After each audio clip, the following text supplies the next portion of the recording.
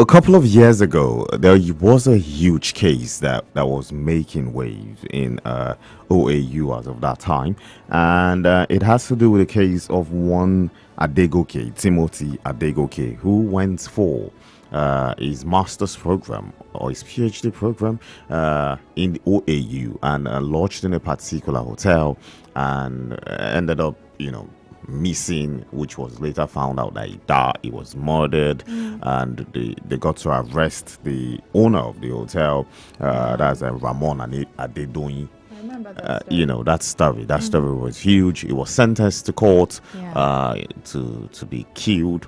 Death sentence was what was offered to him. He appealed that case, and the appeal court actually maintained status quo and said that okay, yes, the judgment which was handed to him still remains a death sentence. So I just wanted to bring up an update just in case people felt like maybe that There was case no had been justice. swept under the carpet or something like that. Right. But no, indeed there was justice that was meted out to to the, at least to the family, the victim's family, who can at least look back and say at least justice was served.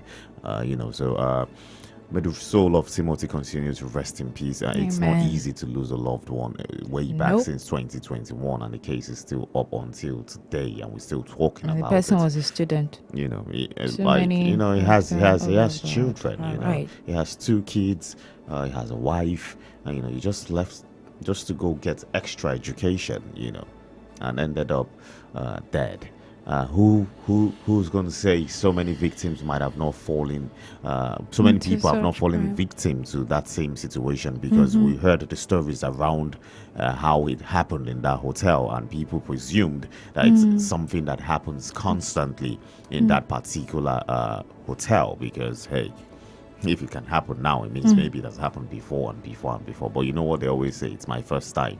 It's never, it's never a second time. When they are caught, it's always the first time. But we can always presume that Yeah. maybe it has happened before or not. But I just wanted, to bring that out so that people can still get to know that justice is being served. That's a The good court one. is still, doing its work, and it still can be considered as the hope for the common man. This is how I welcome you to today's edition of the newspaper review right here on our Impact Radio 102.1 FM. My name is Uche Okorie. And my name is Toluwashe Akinwumi. Right here on the newspaper review, we give you major stories that made front page. And yeah, it's quite interesting. We have lots of stories here. The Guardian is quite packed. And we'll be taking it with you one after the other.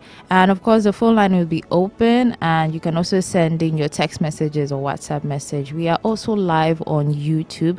You can visit our channel, and then you can see Uche and I Hello. in 3D or 5D or 10D, whatever glasses that you're using.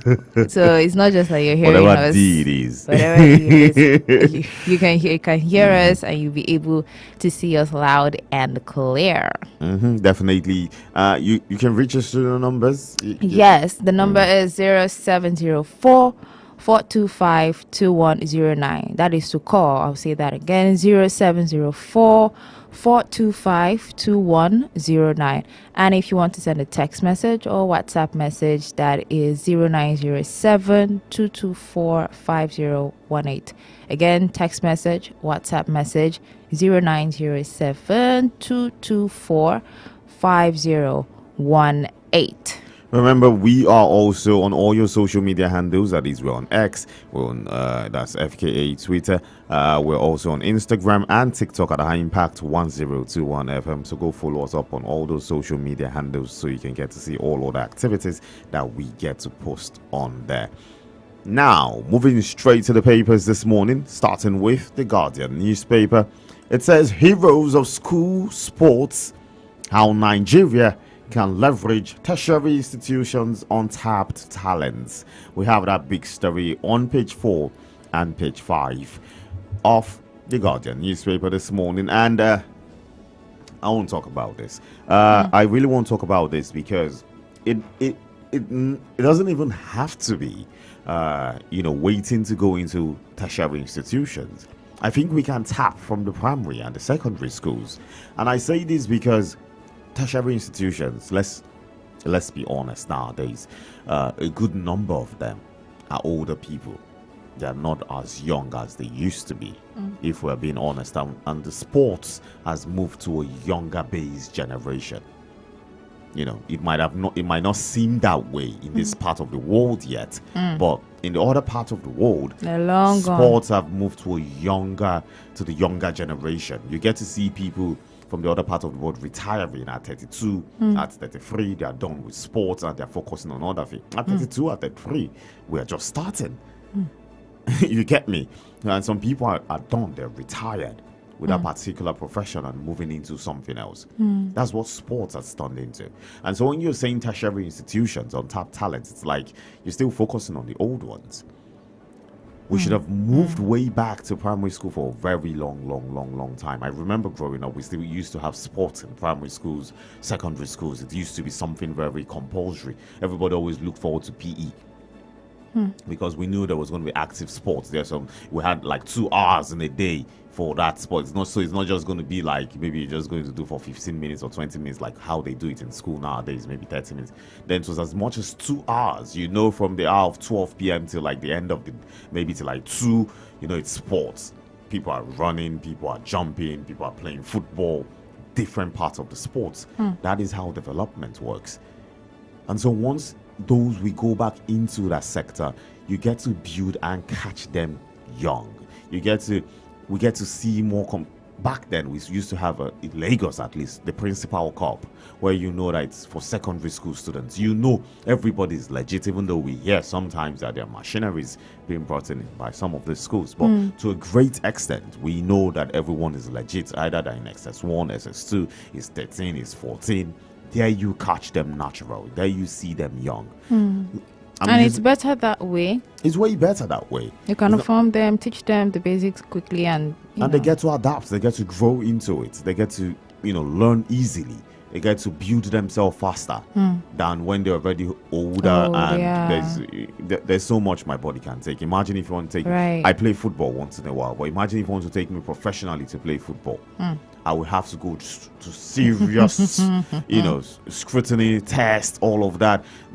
I'm sure there's some kind of injuries I'll get and my career is done because my bone can no longer develop to sustain that kind of injury anymore. Right. It's what it is. We need to, it's untapped talents. Yes, a lot of them in the tertiary institutions.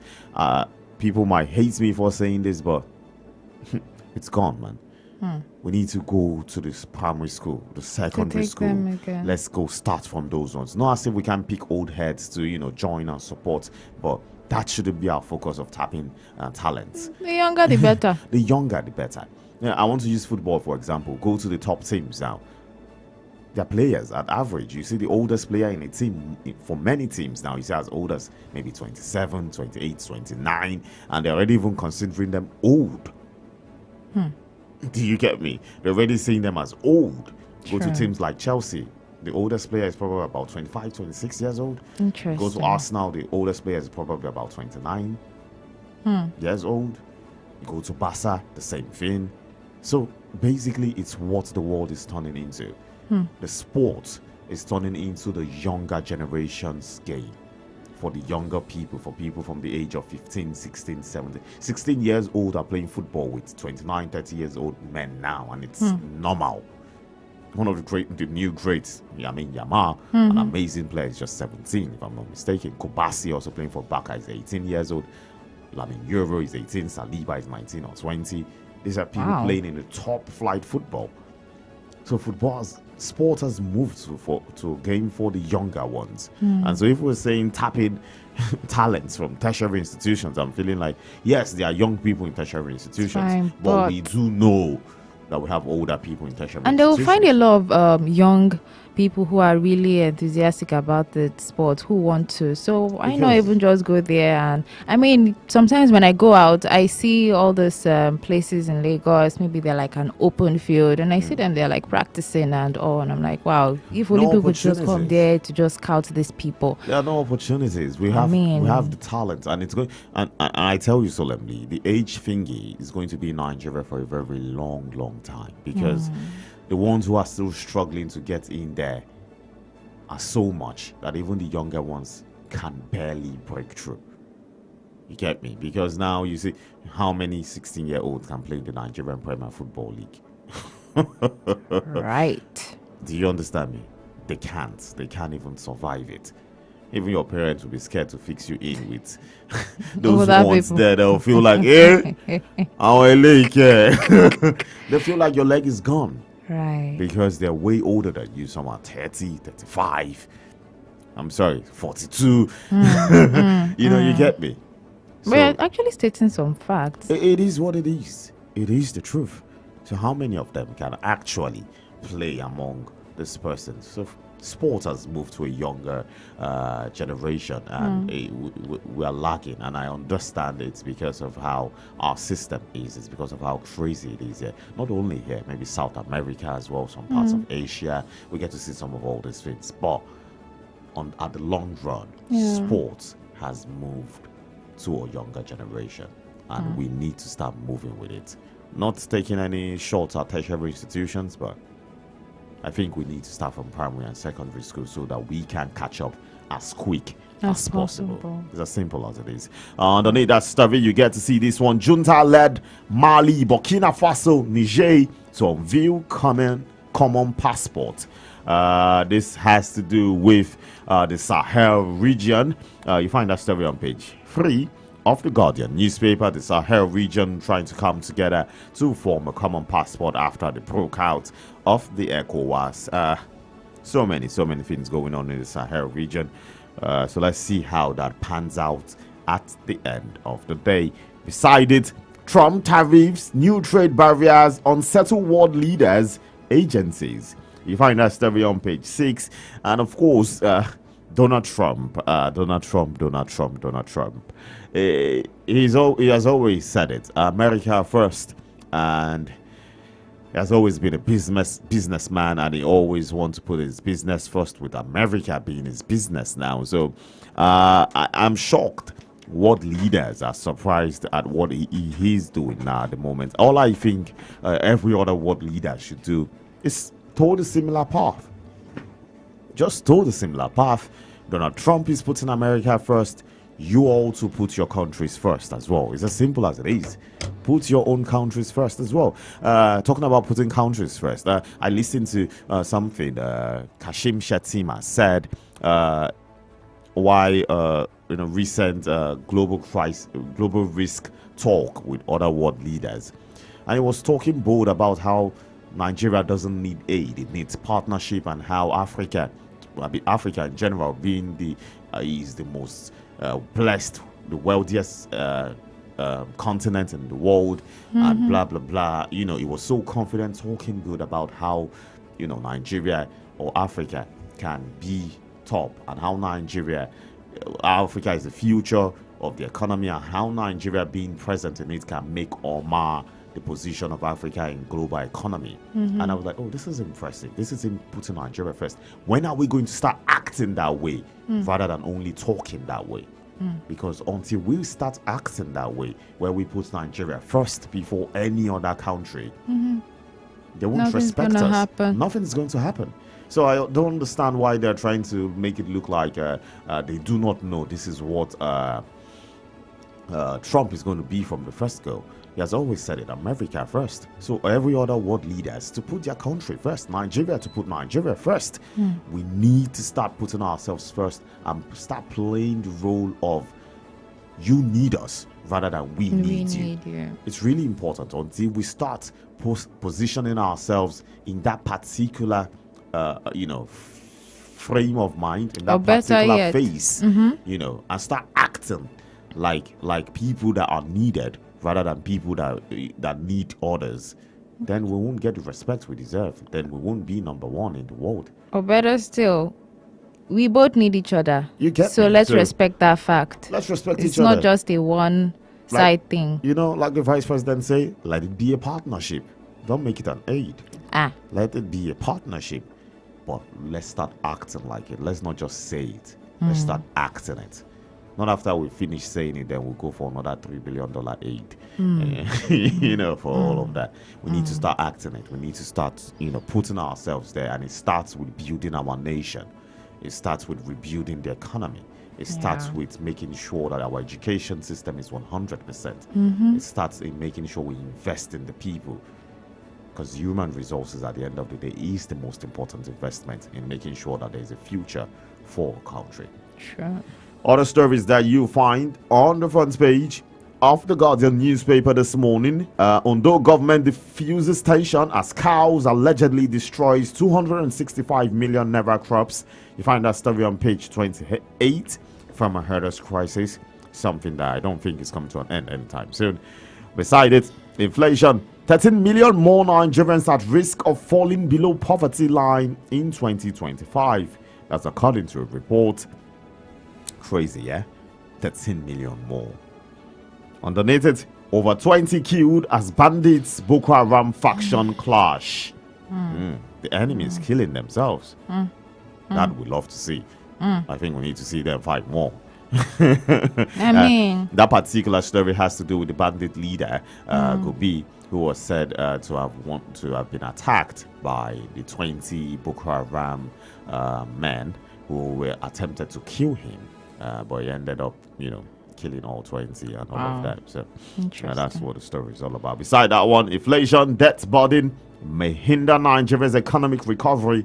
That's according to the LCCI. That is on page 7. FG disburses 116.18 billion naira student loans, approves 4 billion naira for vulnerable households.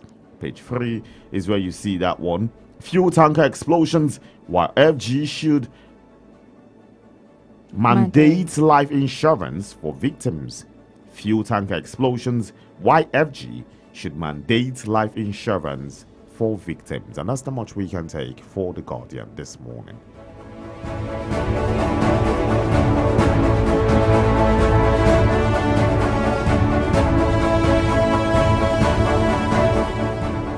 And moving on to the Vanguard newspaper. First, we see right here, and you can find that on page 2, inflation fall, economy to grow by 4.1% this year. This one is according to CBN. Lots of riders here.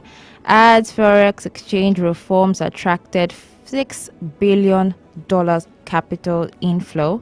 List price stability, investors' confidence as priorities. We also have a daily defense federal government 15% inflation rate projection. NESG list measures for economic stability in 2025. And lastly, World Bank urges federal government to increase beneficiaries of social intervention. All of this you can find on page 2 for the Vanguard newspaper. We move to the very top above the nameplate. Transcorp Power posts 115% pre-tax profit to 305.9 billion naira. This one is on page this is page 19. And then we have other stories below. Judge temporarily blocks Trump's order to end birthright citizenship. Okay. Well, this is interesting. Well, it's really interesting, but it's a constitutional thingy. Because first and foremost, it's enshrined in the 14th Amendment of the United States Constitution.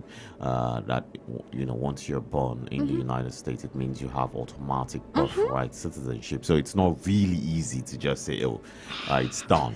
You get, so you have to change. I mean, you need to change the constitution. It means there needs to be amendments, probably the 15th Amendment, and you say, okay, it has been changed. Maybe on the 15th Amendment, there's no birthright citizenship and all of that. So I guess that's why the judge put a hold to it, and so yeah. But why would you want to end that kind of right, though? Well, I mean, well, You are saying so from a Nigerian Well, perspective, even though or it's just from an like immigrant perspective. Let me use that word because not only Nigerians now you talk take through Shao. advantage. Yeah, not only And Nigerians take I advantage mean, of I that had one. that thought that maybe it's because of us. I think it has to do with just it's only his own way of trying to block some part of immigration, in the sense that he feels like many immigrants who They are can trying to take afford it. advantage of all of that. They've been for years. But We know still. many Nigerians who have birthright citizenship in the US was because probably their parents, their mom was like 3 months into labor, And they quickly decided to move. go to the US, gave birth. After Yeah. a few weeks later, she Bam. came back home. So Yeah, but this, I mean, if you're trying to do this just to help that kind of a situation, you're also going to be affecting your people. and well, at the end of the day, your people are still going to grow and get their citizenship as long as it's you definitely there's Jeez. always a path Okay. to getting citizenship, of you getting your legal details and all of that. So I'm sure there's always a way around all of that. So. It's quite an interesting one, but you can find all of these details on page 3. It's quite interesting. We move to the next one. Military's welfare, our priority. This is according to our president, Tinubu, and that one is on page 9. Telecom's tariff will be reviewed periodically, according to Edu. And this one is on page 8. We still have more stories here. How poor research funding stifles national development. How poor research funding stifles national development. That one is on page 14. More stories. Adigoke murder. A court upholds Adedoyin's death sentence. Uche came in with that one. That one's on page 4 if you want to find more details. On page 5, next page. Minister orders deployment of passport printers in U.S. consulate. Minister orders deployment of passport printers in U.S. consulates. Next story, also on page 4. Police rescue AIG Odumosu's wife and kill 2 kidnappers. Police rescue AIG Odumosu's wife, kill 2 kidnappers. But at the very side, ex-FCT Minister General Jerry Husseini dies at 82. He so rest in peace. This one is on page 6. And on the sports sections on page 32, cricket under 19. That's women, right? Women World Cup. Nigerian girls battle England tomorrow. Okay, let's see how that one will go. It's quite interesting. That one is on page 32. And yep, that is the much we can take for the Vanguard. Not forget, you can call us on 0704 425 2109. Again, 0704 425 2109. And you can send a text message or a WhatsApp message to 070. Why did that number hit my head? 09. Pardon me, 0907 224 5018. These numbers can be tricky. 0907 224 5018.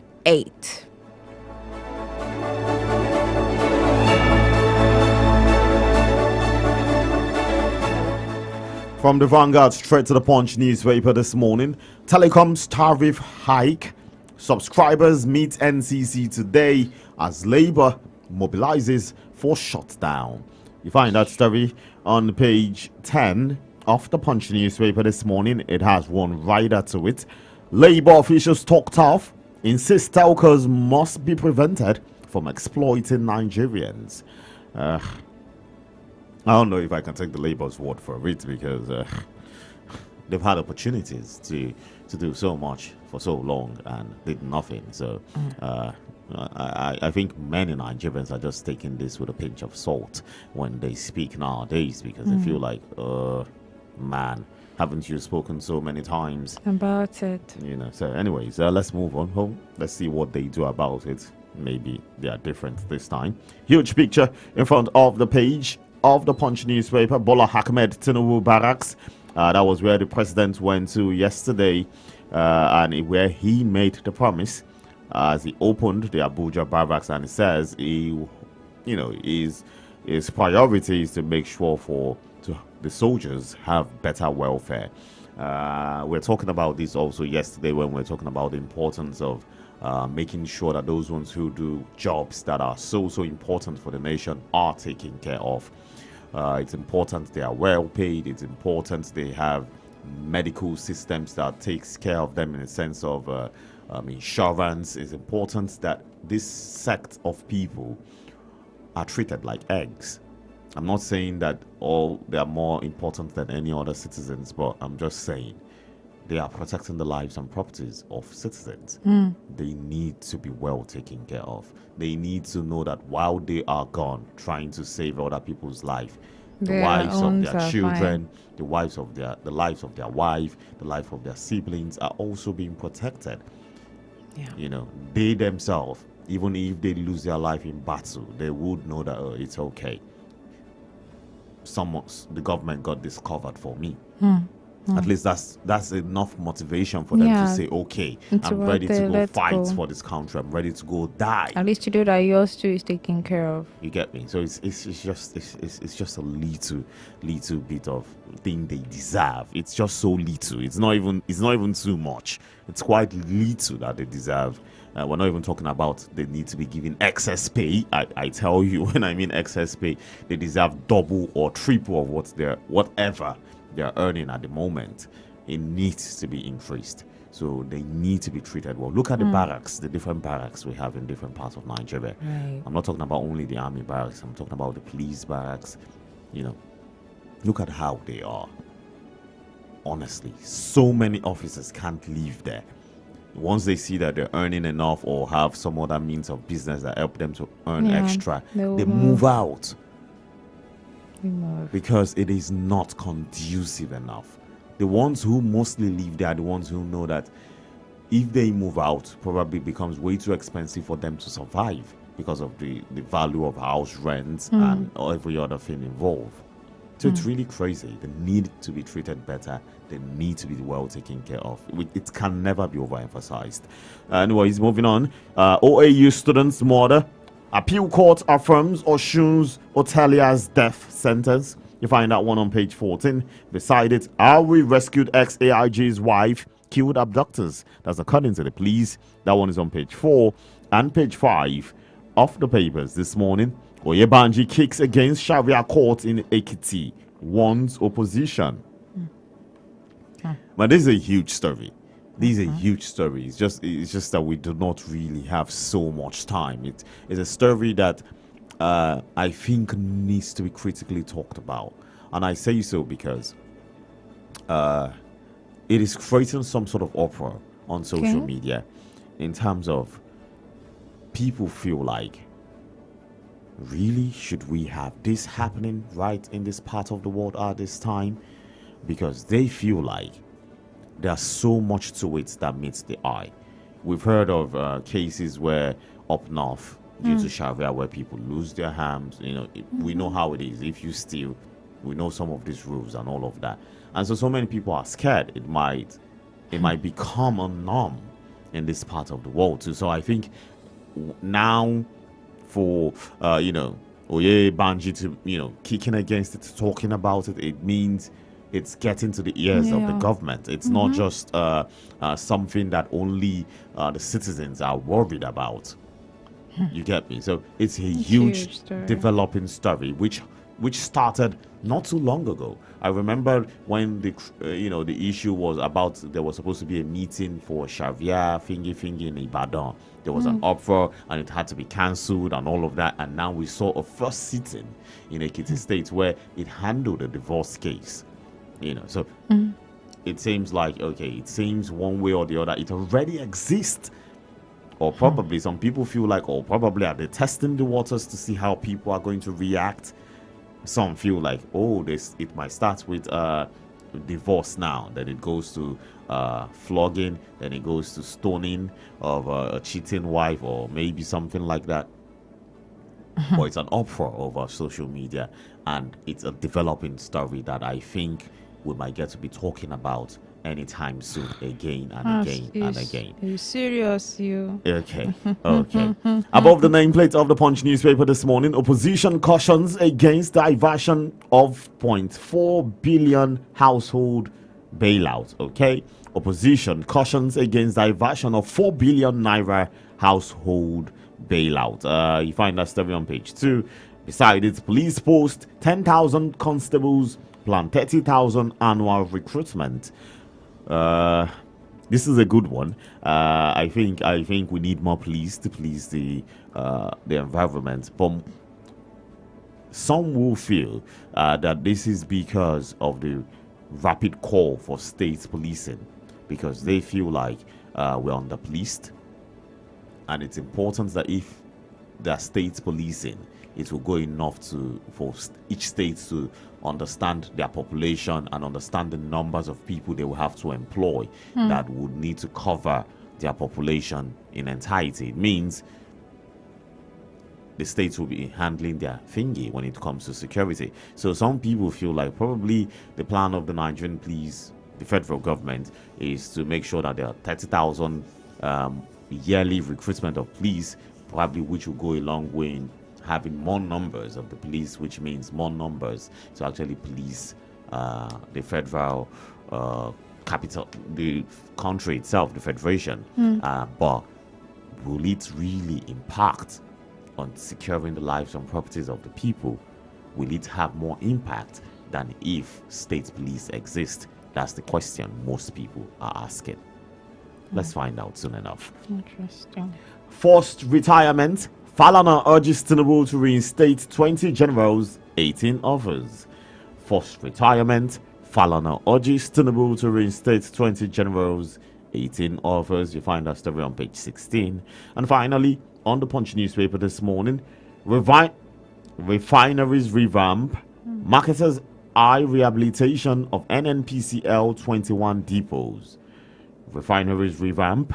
Marketers eye rehabilitation of NNPCL's 21 depots. You find that story on page 20 of the Punch newspaper. And that's the much for the Punch.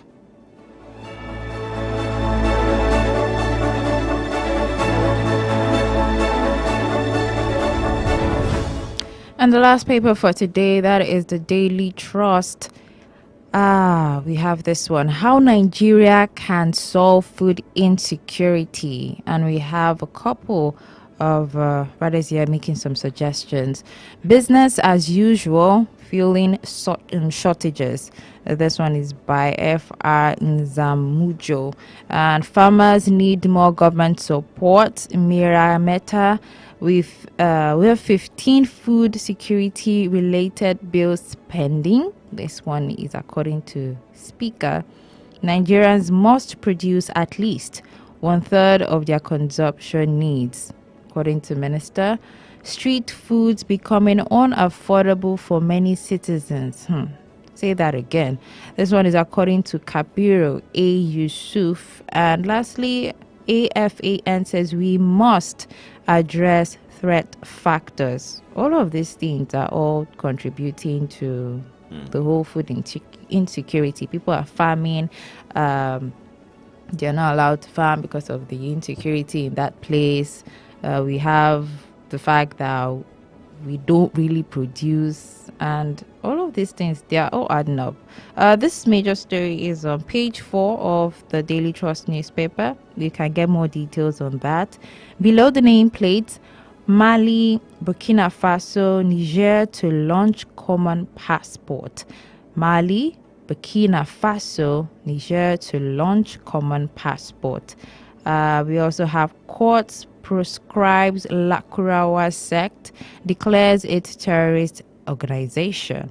Court prescribes Lakurawa sect, declares it terrorist organization.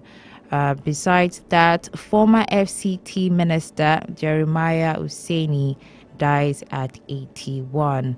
More stories here. Federal government spends 9 billion naira on Shiroro Mando Kaduna power line. Below that, Transcorp Power records 305.9 billion naira revenue in 2024.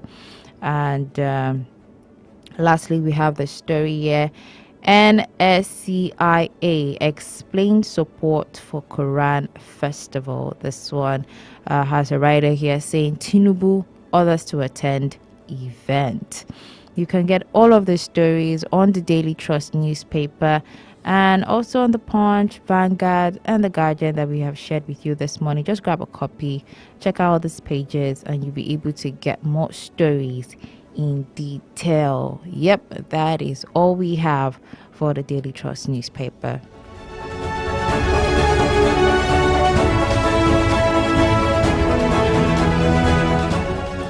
The major story, which was on the front page of the Daily Trust newspaper, which came from their dialogue, talking about food insecurity, is nothing that has not been spoken about for years and years and years, and it keeps worsening over and over and over again, and we need to take it seriously.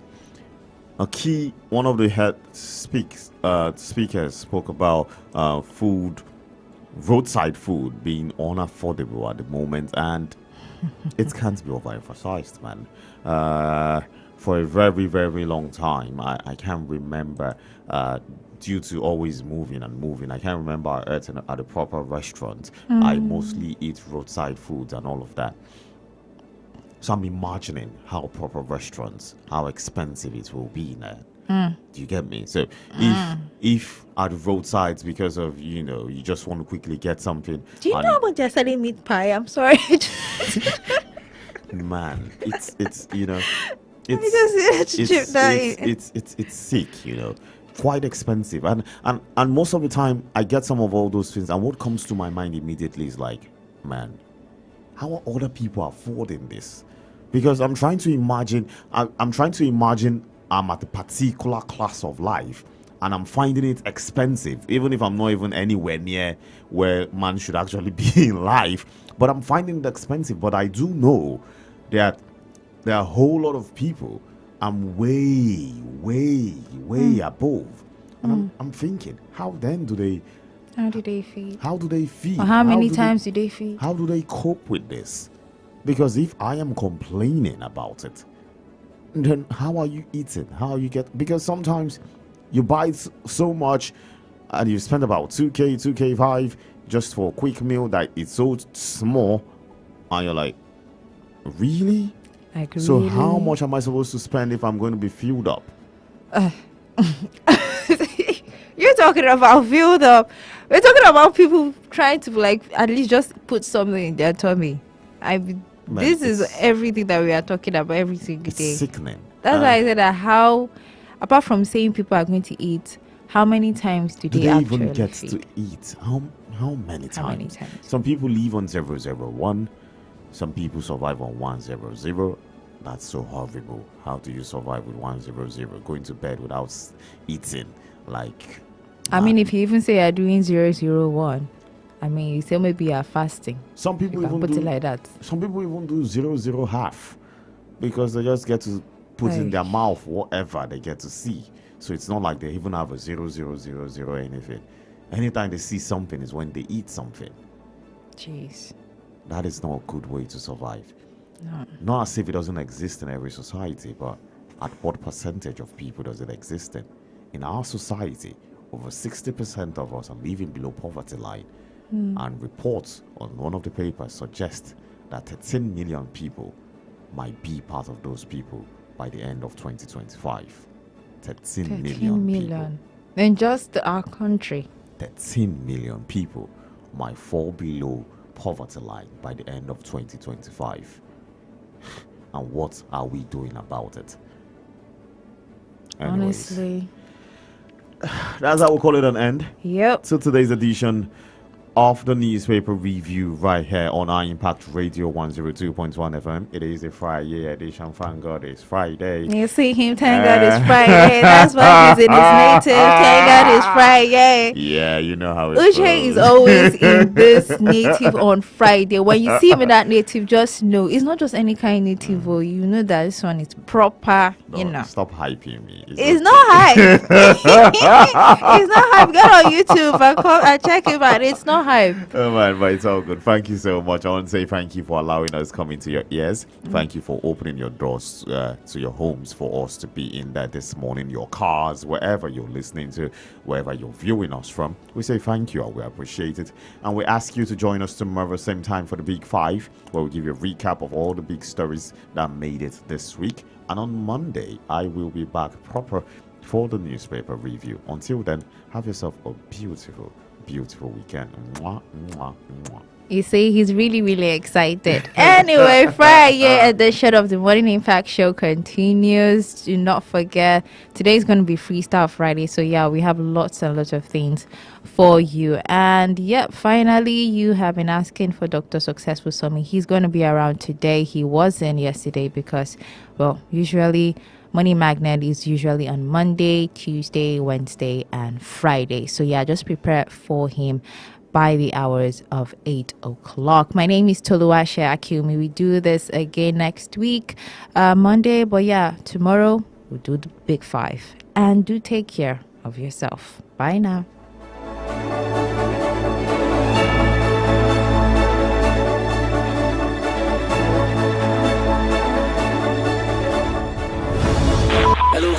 Join us Mondays to Fridays, 7:05 a.m. for newspaper reviews, headlines, analysis, and comments on your urban lifestyle station. High Impact 102.1 FM. Looking for an avenue to blast your brand? Why not let us be your detonator at High Impact Radio 102.1 FM? We've got you covered. For advert placement, sponsorship, partnership, call us on 0706 393 5694, 0915 958 1881, 0902 745 3931, or send an email to